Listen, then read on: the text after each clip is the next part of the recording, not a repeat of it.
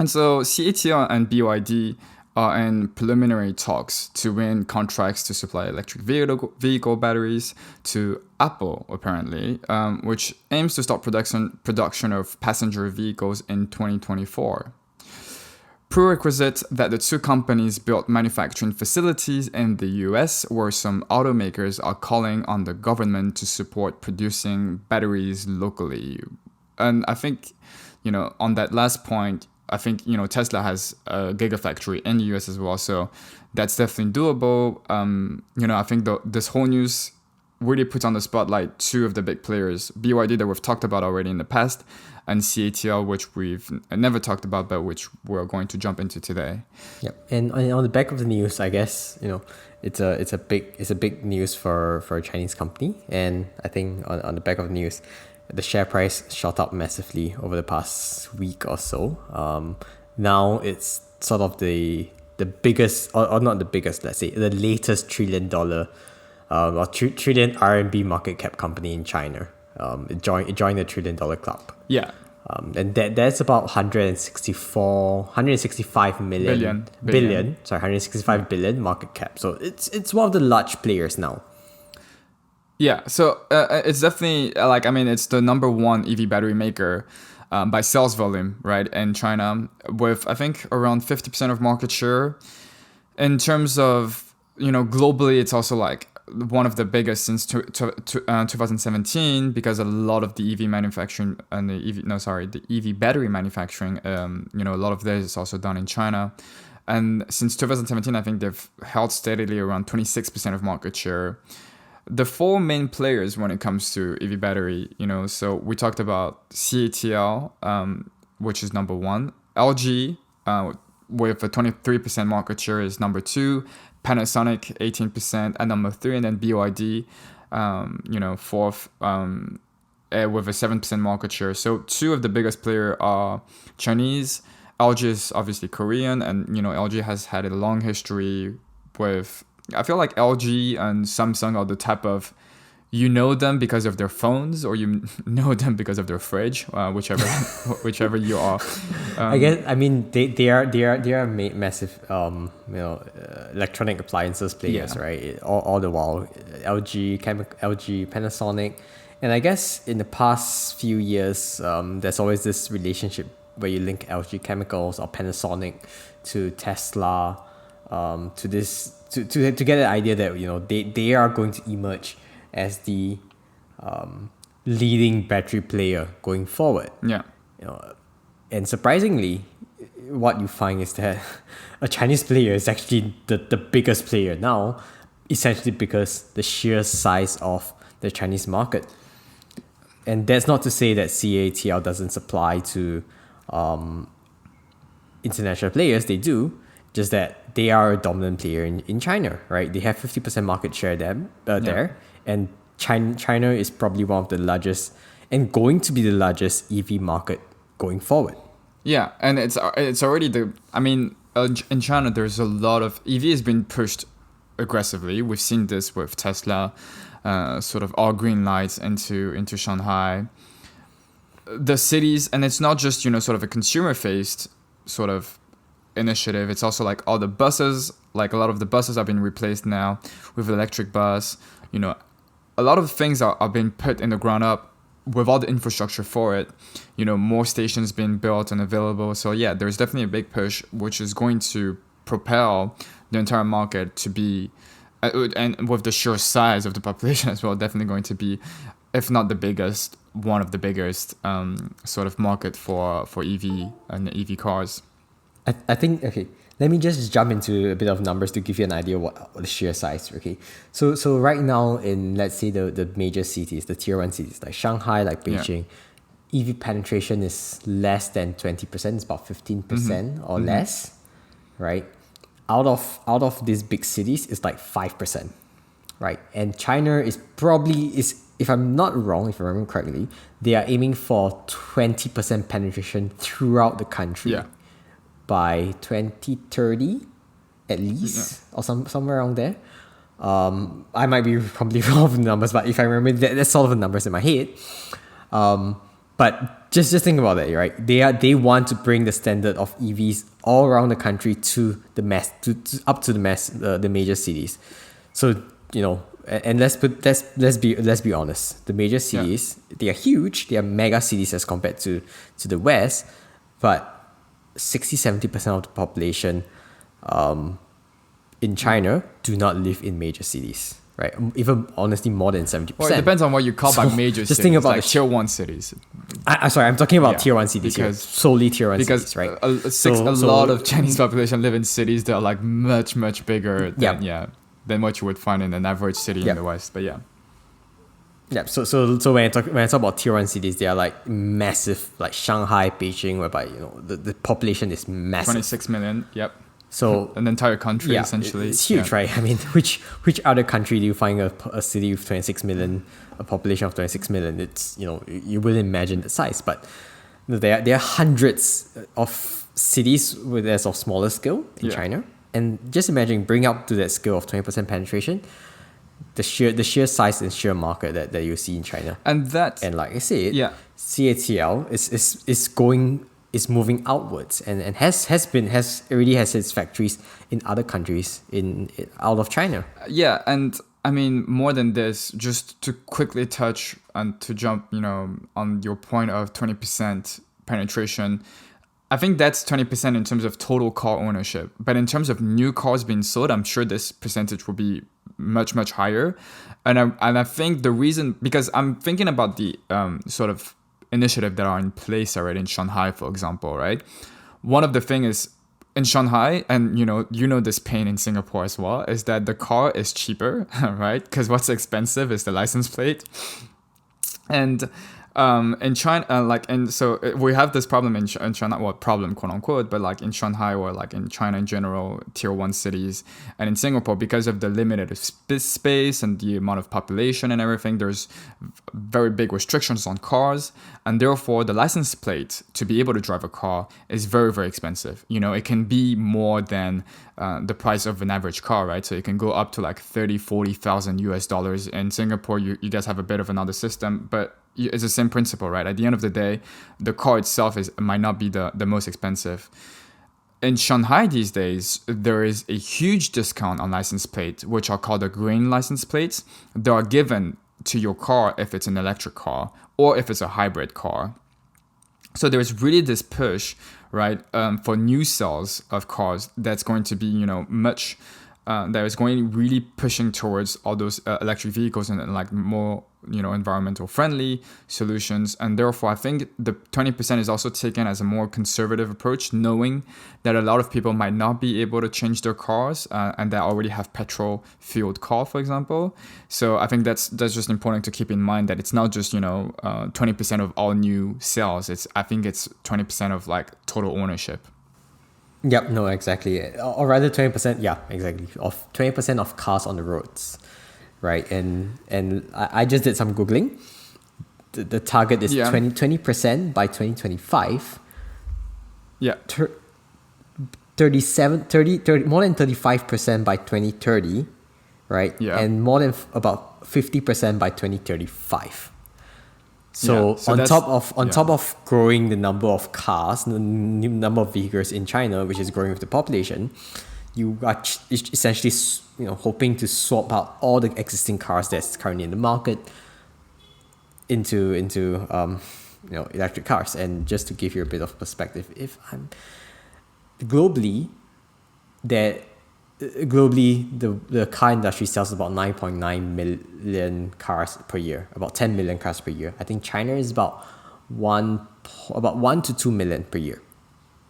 Yeah. Right. So that's new car sales. So if you think about them, I have no idea how many cars there are on roads. It's probably a very big number, 50 million, something like that, or 20, 30, definitely more than that, right? So just in the entirety of China, much more than that, for sure. I have no idea, right? Much more than that. The tier 1 cities would cover at least 30 million cars. Yeah. Just the back of the envelope sort of estimation. Yeah, right. So from that perspective, this isn't. Imagine every car needs a battery, right? And let's put it in perspective. Every battery costs about $5,000 US. Yeah. Around that range, and just that, this is just doing the simple math. You are talking about a 10 or $100 billion industry there. Yeah. So before we go into that, let us talk a bit about CATL's numbers, right? In Should have studied electric Q1, engineering in uni. Yeah, sorry. yeah, it's probably a more lucrative sector. I know, right? In Q1 2021, they did about 21.4 gigawatts of batteries. If you analyze that, that's about 80 gigawatts. How to put that into perspective is that in the whole demand, in demand for batteries by last year, it's about, I think about 110 gigawatts.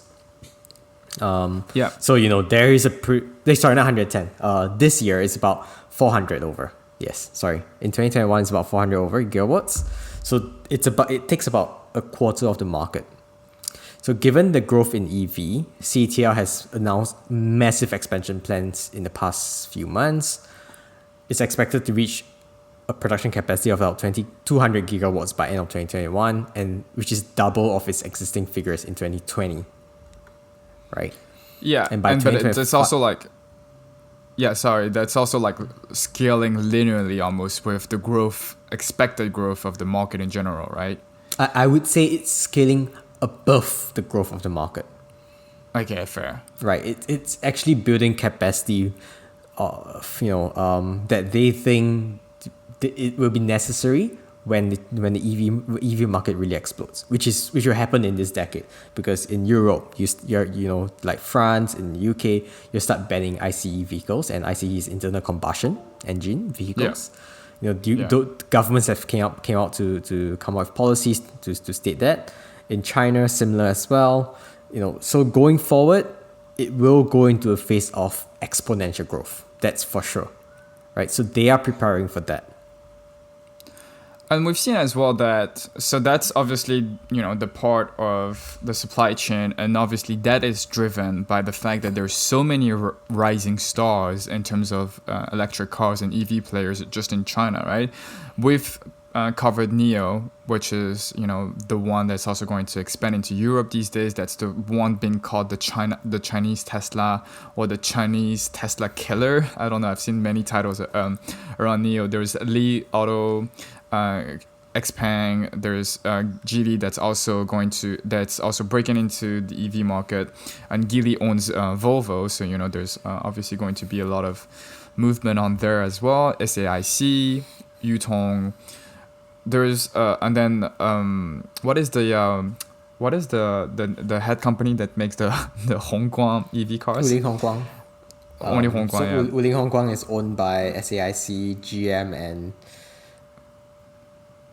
Hongguang.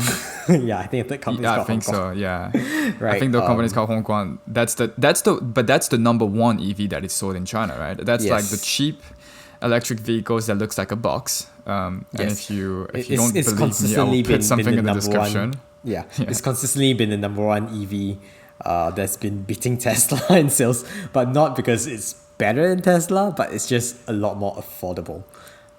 It's like it's like an expensive electric toy car that you can actually drive on the road. So if you recall, Geely's one of the early Geely models that was that sort of went viral was the Cherry QQ, yeah. right? Yeah. It's sort of a I hated similar that car with concept, right? passion. Yeah, It's tiny, it's affordable. It's targeting the low price point, the really, really affordable lowest price point, whereby I think there's people still talking about, you probably can't turn on the aircon while you're driving. You have to switch off the aircon and wind down the windows, just because the car isn't powerful enough to power both things at once. I might be wrong here, but that's what I heard and read. But let's see, right? Yeah. But on the back of this, I think we have named a number of major EV players. The last one you mentioned was Yutong. This is not a passenger car player. This is a EV bus player. Yeah. Right. So they manufacture EV bus, and that is a huge market as well. They are the leading player in EV buses.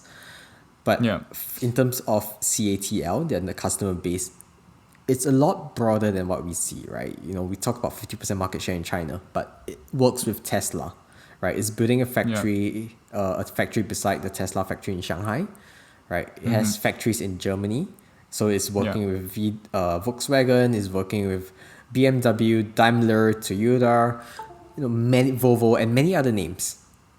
So And yeah, and that's also because yeah. you were mentioning Tesla, sorry, and you said that they built their plants next to Tesla. It does remind me of a fact that was sort of criticized or a bit controversial when Tesla had all green lights into Shanghai, was the fact that they sort of redrawn their trade free zone in order to include the gigafactory in the trade free zone. So like obviously import export of raw materials or whatever will be easier, tax free, and so on.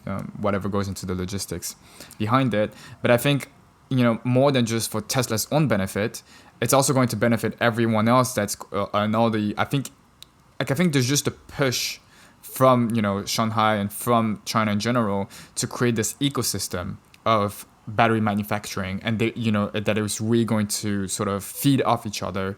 And I think this is just why, right? It's not because a lot of people sort of don't really understand why Tesla is thinking that the fact that China is bringing Tesla in because they don't have anything of their own or something like that, right?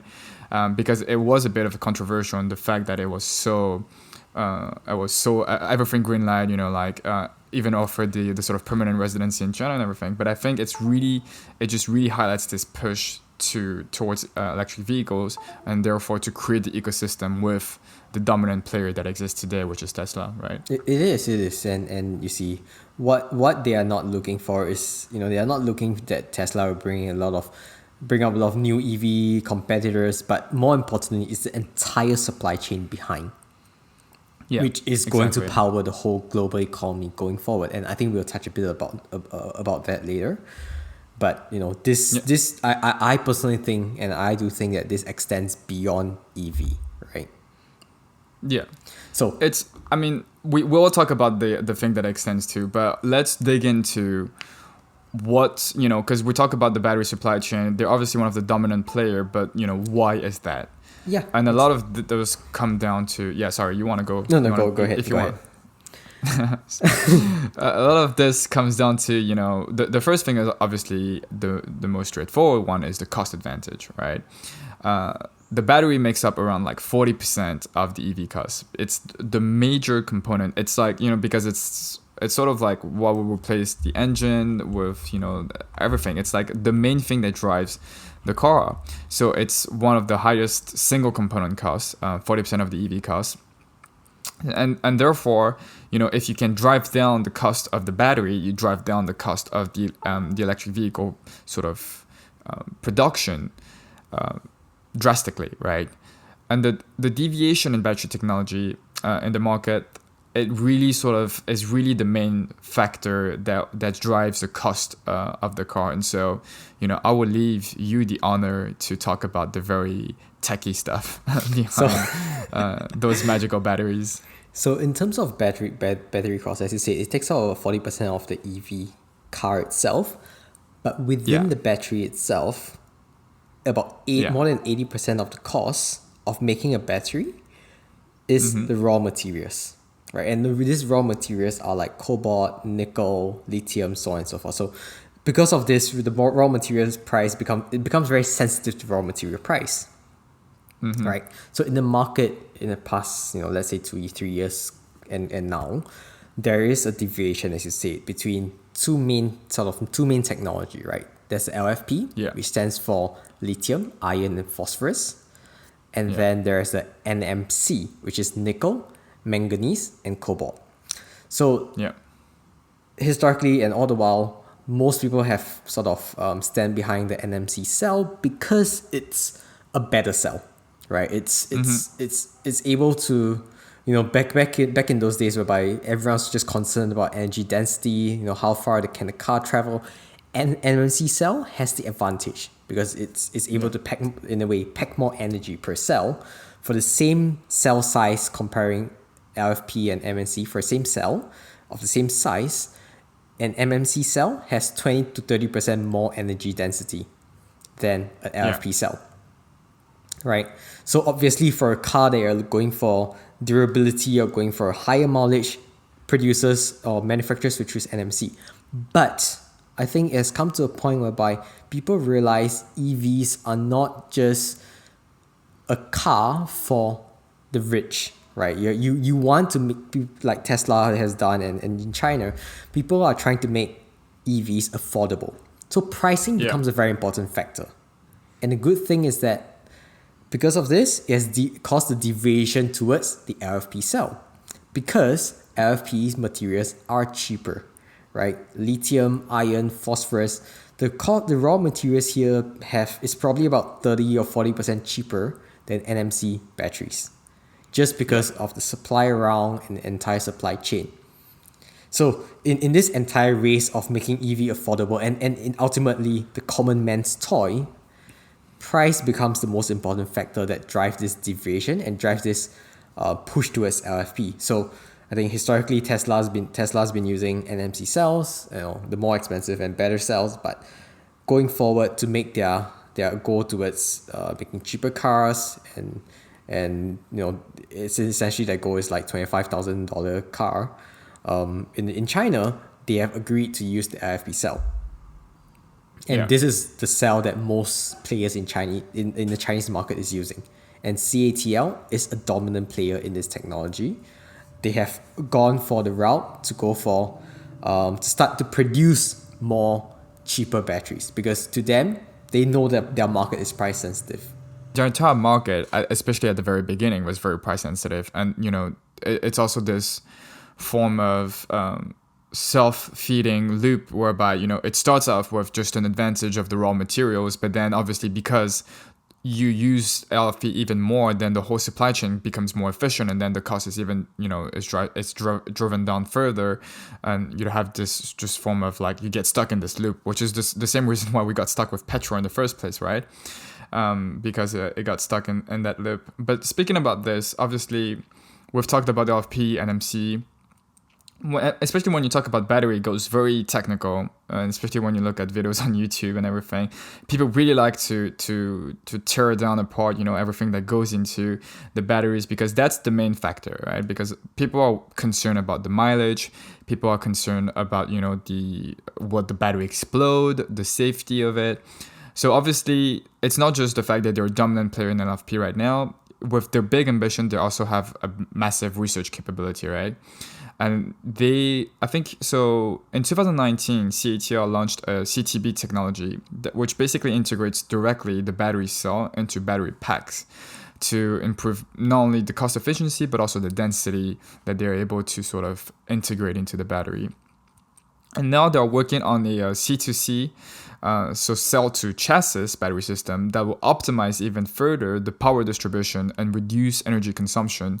So you can even increase further the mileage. You can increase, this almost the safety as well, depending on because if it's better protected and everything. But anyway, it's those sort of research that it's really put into consideration from the supply chain directly and from the supplier, that is really important. And what is CATL doing in order to keep their sort of dominant position, right? Yeah, and I guess the ultimate thing is, the idea is that batteries shouldn't just be batteries. It shouldn't just be a storage where you draw energy from. Their idea is to integrate it into the body of the car so that it knows how to use energy efficiently and maximize the whole system there, right? Brings the most efficiency in battery integration. So ultimately, I think when you think about for EV players, for EV manufacturers, from their perspective, working with the right battery suppliers probably makes or break their business. Because if you're betting on the wrong battery technology, and 5 years down the road, you realize, great, we are making great EVs, but our batteries suck. Right? Our competitor bet on the right battery supplier. We bet on the wrong battery supplier. We didn't integrate our vehicles to this new model, and their battery is way more efficient than ours. We are producing the same density, same cost of battery, but theirs is able to travel further. Theirs is more intelligent, so on and so forth. Many factors like this. You will lose in this This is a natural technology advantage loss. Also, not technology advantage loss, but technology loss, right? You're losing a competition here. So in that sense, them being one of the leader in this technology in CTC is a major draw factor for EV players, for EV manufacturer, right? So just now we talked about price. Here we are talking about technology skills, right? Yeah. And naturally, we can't say that this is something that the other players are not doing, but I mean the other players are doing it as well, but they are leading in this, right? And this is probably one of the big factors whereby why international players are working with them, setting up JVs to develop their cars, to integrate this new C2C battery or C2C technology into their car designs.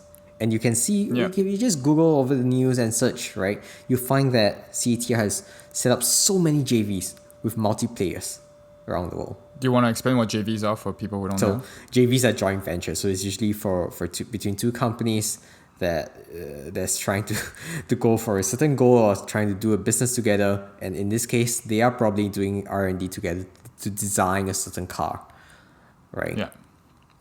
So from that perspective, we have price and technology advantage. And the third point we'll talk about here is more on the, like we said, production capacity.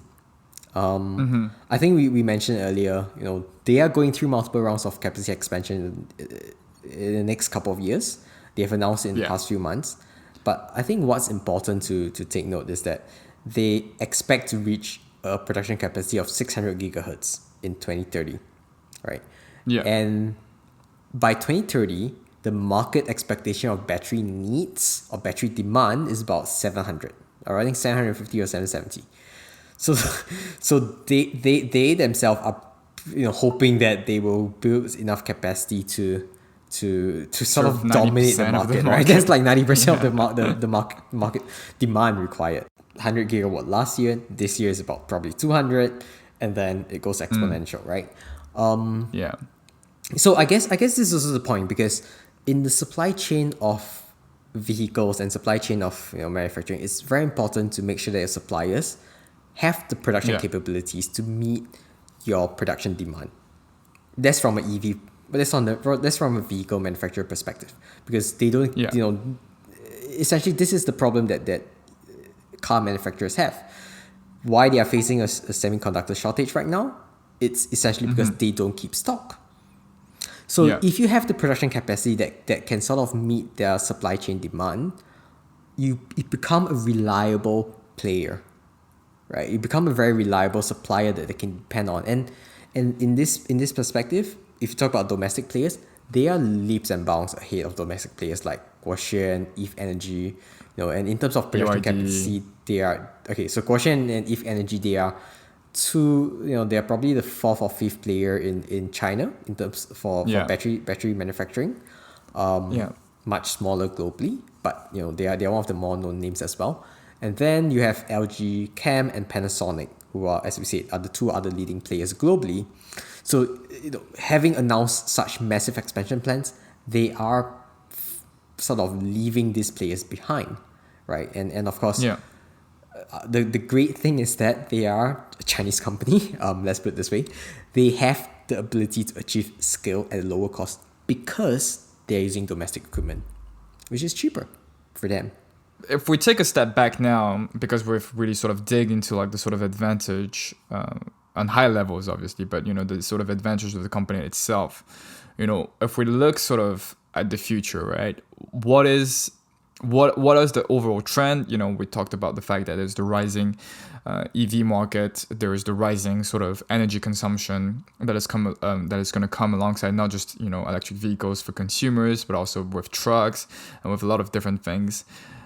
Obviously, energy storage systems is going through this sort of revolution, right? We're transitioning from fossil fuel generators to more renewable energies, from solar, from wind, and therefore these are also going to need to be stocked in batteries, essentially. I think before you go into this, let me ask you a question. How familiar are you with utilities?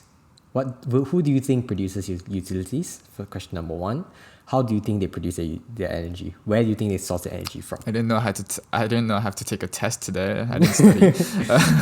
No, because honestly, I mean, to us, to most people, it's so given, right? But you don't really think about, who are the producers? Okay, how do they produce the energy? And what is this whole renewable thing going on talking about, right? It sounds really cool, but what's the whole idea there? I guess here's the thing, right? For the past 2 decades, I mean, solar panels and solar energy and wind energy is nothing new.